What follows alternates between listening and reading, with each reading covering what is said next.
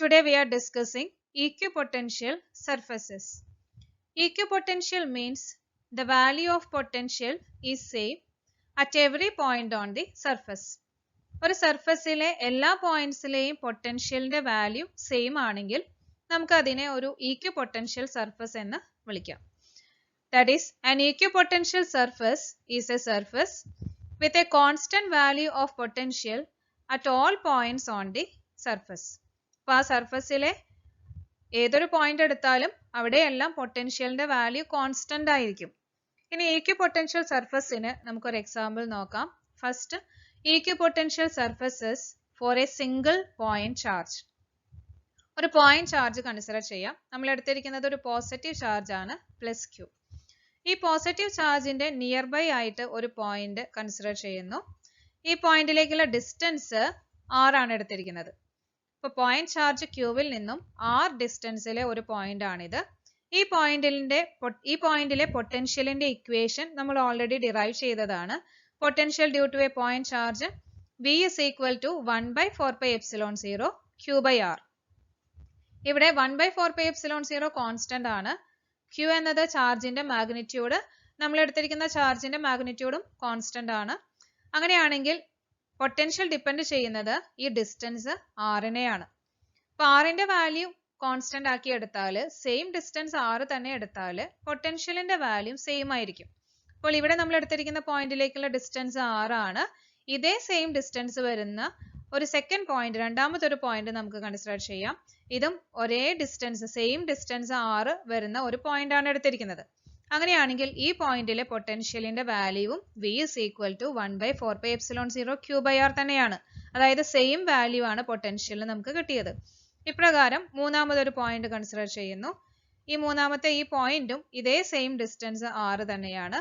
അങ്ങനെയാണെങ്കിൽ ഈ പോയിന്റിലെ പൊട്ടൻഷ്യലും same V is equal to 1 by 4 pi epsilon 0 Q by R ആണ്. ഇപ്രകാരം നമുക്ക് ഈ സെയിം ഡിസ്റ്റൻസ് r വരുന്ന വിധത്തിൽ ഈ പോയിന്റ് ചാർജിന് ചുറ്റും ഇവിടെയെല്ലാം പോയിന്റ്സ് നമുക്ക് ലഭിക്കും. ഈ എല്ലാ പോയിന്റ്സും കമ്പൈൻ ചെയ്താൽ നമുക്ക് ലഭിക്കുന്നത് ഇപ്രകാരം ഒരു സർക്കുലർ ഷേപ്പ് ആണ്. ഒരു ത്രീ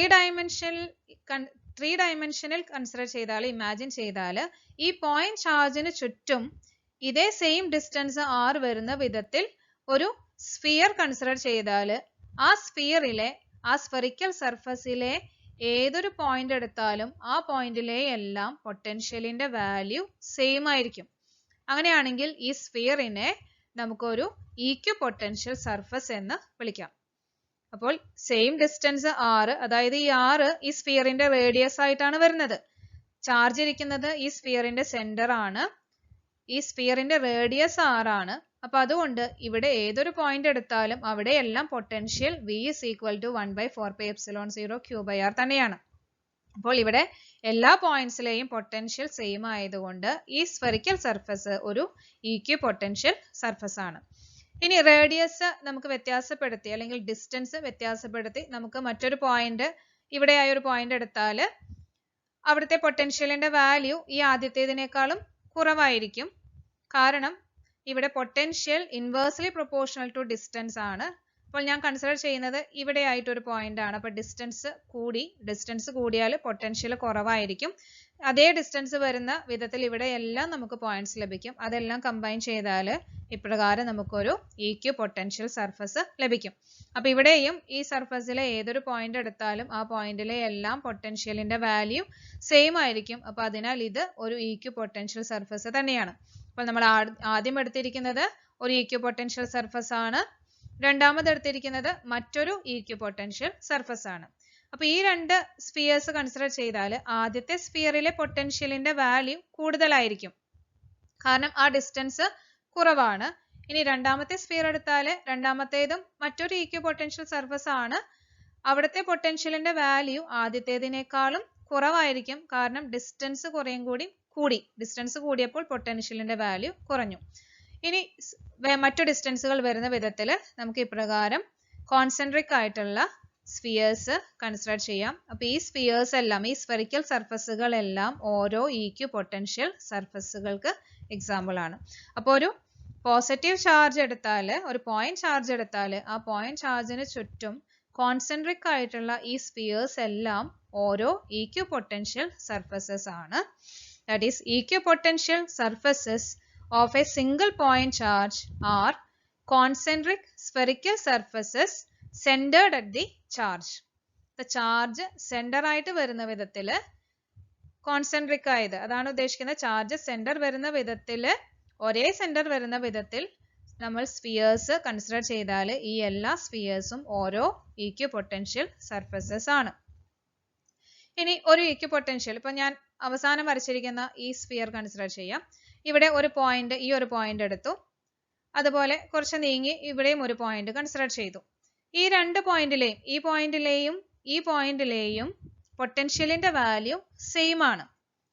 അങ്ങനെയാണെങ്കിൽ ഈ രണ്ട് പോയിന്റ്സിലെയും പൊട്ടൻഷ്യലിന്റെ വാല്യൂ സെയിം ആയതുകൊണ്ട് ഒരു പോയിന്റ് ചാർജിനെ ഈ പോയിന്റിൽ നിന്നും ഇവിടേക്ക് മൂവ് ചെയ്യിക്കാനായി എത്രത്തോളം വർക്ക് ചെയ്യേണ്ടതായിട്ട് വരും? നമ്മൾ മുന്നേ പഠിച്ചു, the work done to move a point charge, move a test charge from one point to another. ഈ ഒരു പോയിന്റിൽ നിന്ന് മറ്റൊരു പോയിന്റിലേക്ക് ടെസ്റ്റ് ചാർജിനെ മൂവ് ചെയ്യാൻ ആവശ്യമായിട്ടുള്ള വർക്ക് ആണ് പൊട്ടൻഷ്യൽ ഡിഫറൻസ്. അപ്പൊ പൊട്ടൻഷ്യൽ ഡിഫറൻസ് എന്ന് പറയുന്നത് ഇവിടെ പൊട്ടൻഷ്യൽ ഡിഫറൻസ് ഇല്ല. അതായത് ഈ പോയിന്റിലെ പൊട്ടൻഷ്യലും ഇവിടുത്തെ പോയിന്റിലെ പൊട്ടൻഷ്യലും സെയിം ആണ്. അതായത് ആ രണ്ട് പോയിന്റുകൾക്ക് ഇടയിൽ പൊട്ടൻഷ്യൽ ഡിഫറൻസ് ഇല്ല എന്ന് പറഞ്ഞാൽ അർത്ഥമാക്കുന്നത് ഈ ഒരു പോയിന്റിൽ നിന്ന് ഇതേ സർഫസിലെ മറ്റൊരു പോയിന്റ്, എവിടെയുള്ള പോയിന്റ് ആയാലും കുഴപ്പമില്ല, ഇവിടെ ഒരു പോയിന്റ് എടുത്തു, ഇനി അപ്പുറത്ത് ഇവിടെ ഒരു പോയിന്റ് എടുത്തു. അപ്പോൾ ഇവിടെ നിന്നും ഈ പോയിന്റിൽ നിന്നും ഈ ഒരു പോയിന്റിലേക്ക് ഒരു ചാർജിനെ, ടെസ്റ്റ് ചാർജിനെ മൂവ് ചെയ്യിക്കാനായിട്ട് നമുക്ക് വർക്ക് ഒന്നും ചെയ്യേണ്ടി വരുന്നില്ല. അതിന് കാരണം ഇതാണ്, ഈ രണ്ട് പോയിന്റുകൾക്കും ഇടയിൽ പൊട്ടൻഷ്യൽ ഡിഫറൻസ് ഇല്ല. അപ്പോൾ പൊട്ടൻഷ്യൽ ഡിഫറൻസ് ഉണ്ടെങ്കിൽ മാത്രമാണ് നമുക്ക് വർക്ക് ചെയ്യേണ്ട ആവശ്യം വരുന്നത്. അപ്പോൾ ഒരു ഇക്വിപൊട്ടൻഷ്യൽ സർഫസിനകത്ത് ഒരു ടെസ്റ്റ് ചാർജിനെ മൂവ് ചെയ്യിക്കാനായിട്ട്, ഒരു ഇക്വിപൊട്ടൻഷ്യൽ സർഫസിലെ രണ്ട് പോയിന്റുകൾക്കിടയിൽ ഒരു ടെസ്റ്റ് ചാർജിനെ മൂവ് ചെയ്യിക്കാനായിട്ട് നമുക്ക് വർക്ക് ഒന്നും ചെയ്യേണ്ടതായി വരുന്നില്ല. So as there is no potential difference between any two points on the equipotential surface, no work is required to move a test charge on the surface. അപ്പോൾ ഒരു equipotential സർഫസിൽ നമുക്ക് test ചാർജിനെ without doing any work ഒന്നും ചെയ്യാതെ തന്നെ test ചാർജിനെ move ചെയ്യിക്കാനായിട്ട് പറ്റും. അതിന് കാരണം അവിടെ പൊട്ടൻഷ്യലിന് ഡിഫറൻസ് ഇല്ല, പൊട്ടൻഷ്യൽ സെയിം ആണ് എന്നതാണ്. ഇനി നമുക്ക് ഈ പോസിറ്റീവ് ചാർജിലെ ഇലക്ട്രിക് ഫീൽഡ് ലൈൻസ് വരയ്ക്കാം. ഒരു പോസിറ്റീവ് ചാർജിലെ electric field lines radially outwards ആണ്, ചാർജിൽ നിന്നും ഔട്ട്വേർഡ് ഡയറക്ഷനിലാണ് നമുക്കറിയാം. അപ്പൊ ഇലക്ട്രിക് ഫീൽഡ് ലൈൻസ് ഇപ്രകാരമാണ് വരുന്നത്. ചാർജിൽ നിന്നും പുറത്തേക്ക് ഔട്ട്വേർഡ് ഡയറക്ഷനിൽ ഇലക്ട്രിക് ഫീൽഡ് ലൈൻസ് വരച്ചിരിക്കുന്നു. ഇനി ഇവിടെ നോക്കുക, ഈ ഇലക്ട്രിക് ഫീൽഡ് ലൈൻ ഇക്വിപൊട്ടൻഷ്യൽ സർഫസുകളാണ് ഇതെല്ലാം. ഞാൻ ഇവിടെ ഒരു ഇക്വിപൊട്ടൻഷ്യൽ സർഫസിലെ ഈ ഒരു പോയിന്റ് എടുത്തു. ഈ പോയിന്റിലെ ഇലക്ട്രിക് ഫീൽഡിന്റെ ഡയറക്ഷൻ വരുന്നത് ഇപ്രകാരമാണ്, സർഫസ് വരുന്നത് ഇങ്ങനെയാണ്.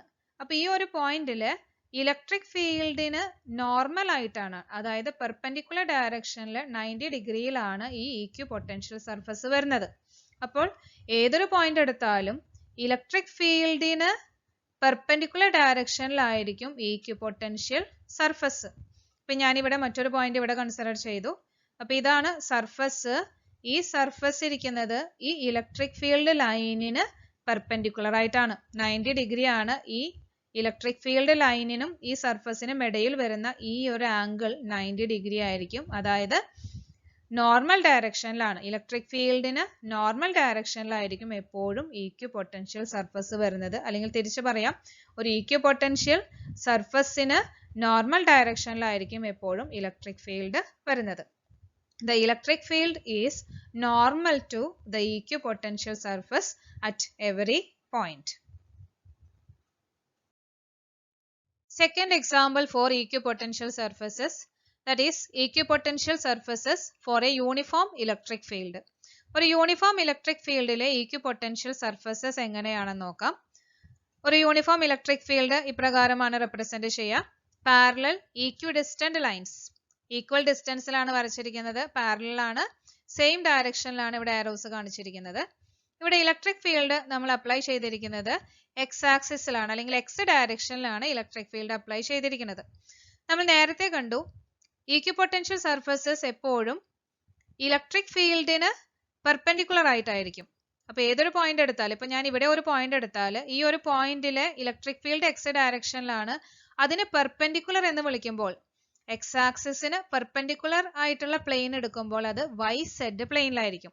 അപ്പൊ എക്സ് ഡയറക്ഷനിലാണ് ഇലക്ട്രിക് ഫീൽഡ് ആക്ട് ചെയ്യുന്നതെങ്കിൽ ഈക്വ പൊട്ടൻഷ്യൽ സർഫസ് ഈ ഒരു പോയിന്റിൽ വരുന്നത് അതിന് പെർപെൻഡിക്കുലർ എന്ന് വിളിക്കുമ്പോൾ വൈ സെഡ് പ്ലെയിനിലാണ്. അപ്പോൾ ഒരേ ഡിസ്റ്റൻസിൽ വരുന്ന ഇവിടുത്തെ ഈ സെയിം ഡിസ്റ്റൻസിൽ നമ്മൾ ഇവിടെ ഓരോ പോയിന്റ്സ് കൺസിഡർ ചെയ്താൽ ആ ഓരോ പോയിന്റിലും പെർപെൻഡിക്കുലർ ഡയറക്ഷൻ, അതായത് നോർമൽ ഡയറക്ഷനിൽ എന്ന് പറയുമ്പോൾ വൈ സെഡ് പ്ലെയിൻ ആണ് അത് വരുന്നത്. എക്സ് ആക്സിസിന് പെർപെൻഡിക്കുലർ എന്ന് പറയുമ്പോൾ അത് വൈ സെഡ് പ്ലെയിൻ ആയിരിക്കും.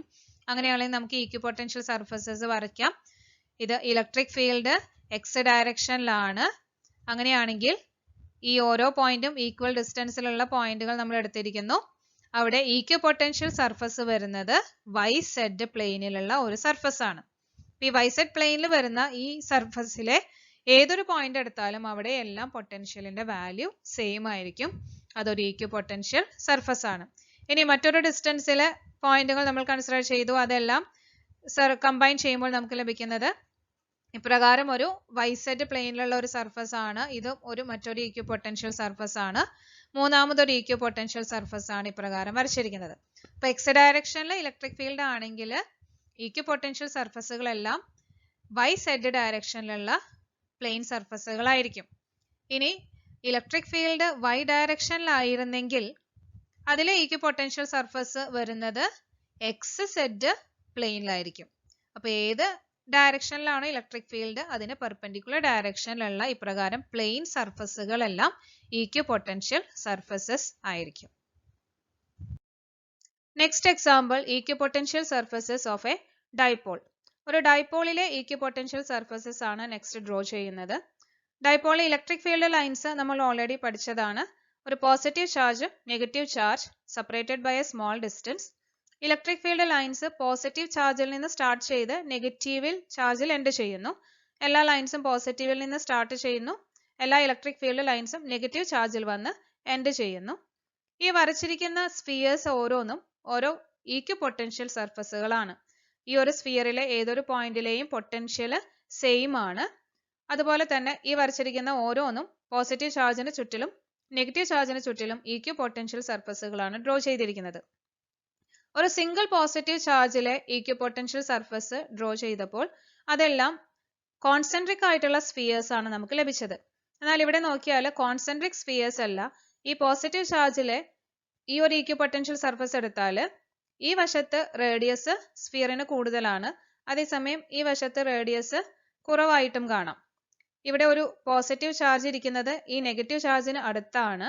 Positive and negative charges attract each other. രണ്ട് ഓപ്പോസിറ്റ് ടൈപ്പ് ചാർജസ് ആണെങ്കിൽ ആ രണ്ട് ചാർജസിന് ഇടയിൽ അട്രാക്റ്റീവ് ഫോഴ്സ് ഉണ്ടെന്ന് നമ്മൾ പഠിച്ചു. അതുകൊണ്ട് തന്നെ ഈ ഒരു റീജിയനിലെ പൊട്ടൻഷ്യലിന്റെ വാല്യൂ കുറവായിരിക്കും ഈ ഒരു റീജിയനെ കമ്പയർ ചെയ്യുമ്പോൾ. അപ്പോൾ ഇവിടെ നോക്കിയാൽ ഈ വശത്ത് പൊട്ടൻഷ്യലിന്റെ വാല്യൂ കൂടുതലായിരിക്കും. ഇവിടെ ഈ പോസിറ്റീവ് ചാർജിന്റെ അടുത്ത് ഒരു നെഗറ്റീവ് ചാർജ് വന്നതുകൊണ്ട്, ഒരു ഓപ്പോസിറ്റ് ടൈപ്പ് ചാർജ് വന്നതുകൊണ്ട് ഈ ഭാഗത്ത് പൊട്ടൻഷ്യലിന്റെ വാല്യൂ കുറയുന്നതായിട്ടും കാണാം. നമുക്ക് ഇതിലെ ഇലക്ട്രിക് ഫീൽഡ് ലൈൻസ് മാറ്റി നിർത്തി ഈക്വ പൊട്ടൻഷ്യൽ സർഫസുകൾ മാത്രമായിട്ട് ഡ്രോ ചെയ്യാം.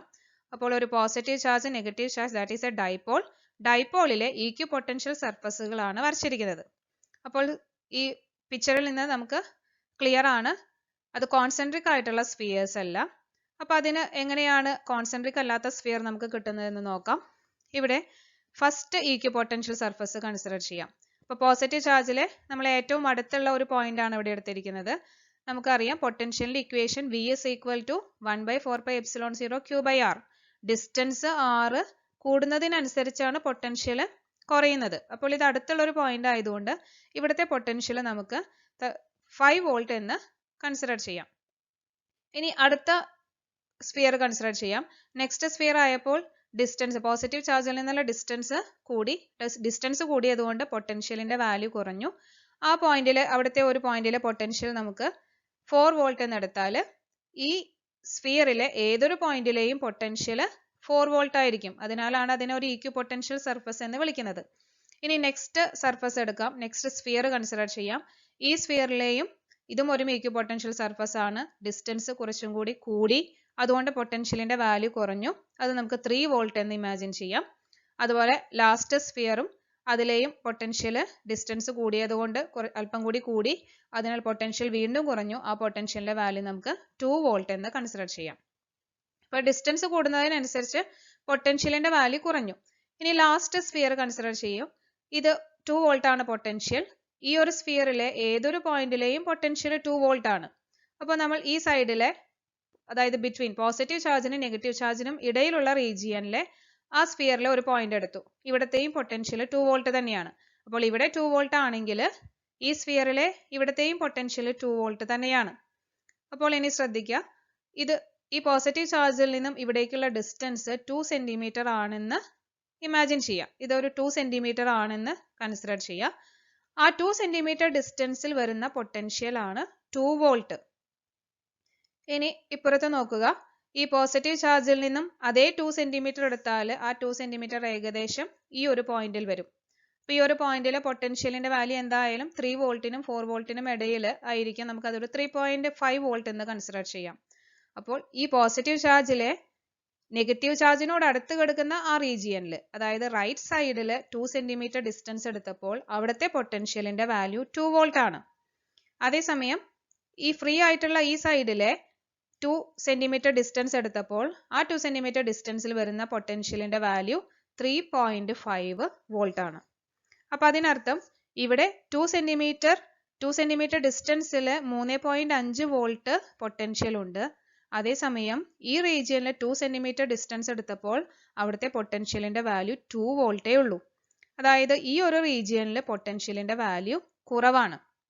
നെഗറ്റീവ് ചാർജിന്റെ പ്രസൻസ് വന്നതുകൊണ്ടാണ്, ഒരു ഓപ്പോസിറ്റ് ചാർജിലെ പ്രസൻസ് വന്നതുകൊണ്ടാണ് ഇവിടുത്തെ പൊട്ടൻഷ്യലിന്റെ വാല്യൂ കുറഞ്ഞത്. അതിനാൽ തന്നെയാണ് നമുക്ക് സ്ഫിയേഴ്സ് ഇപ്രകാരം കോൺസെൻട്രിക് അല്ലാത്ത സ്ഫിയേഴ്സ് ലഭിച്ചത്.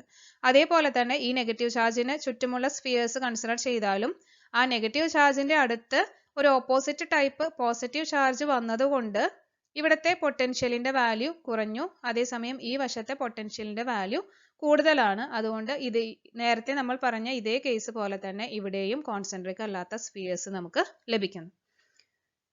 Next, equipotential surfaces of 2 identical positive charges.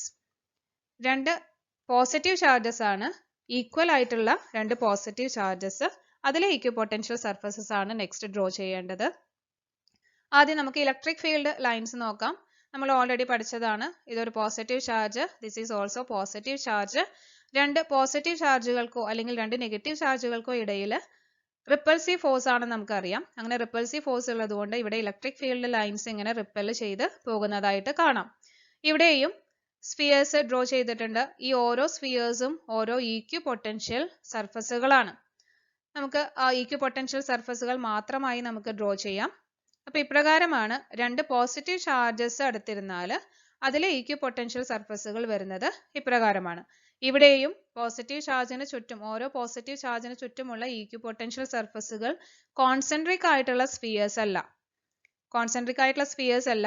ഇവിടെ റേഡിയസ് കുറവാണ്, അതേസമയം ഈ വശത്ത് റേഡിയസ് കൂടുതലാണ്. അതിനർത്ഥം ഈ പോസിറ്റീവ് ചാർജിന്റെ അടുത്ത് മറ്റൊരു പോസിറ്റീവ് ചാർജ് വന്നപ്പോൾ, ആ സെയിം ടൈപ്പ് ചാർജ് വന്നപ്പോൾ ആ ചാർജിന്റെ പ്രസൻസ് ഈ റീജിയനിലെ പൊട്ടൻഷ്യലിന്റെ വാല്യൂ ഇൻക്രീസ് ചെയ്തു.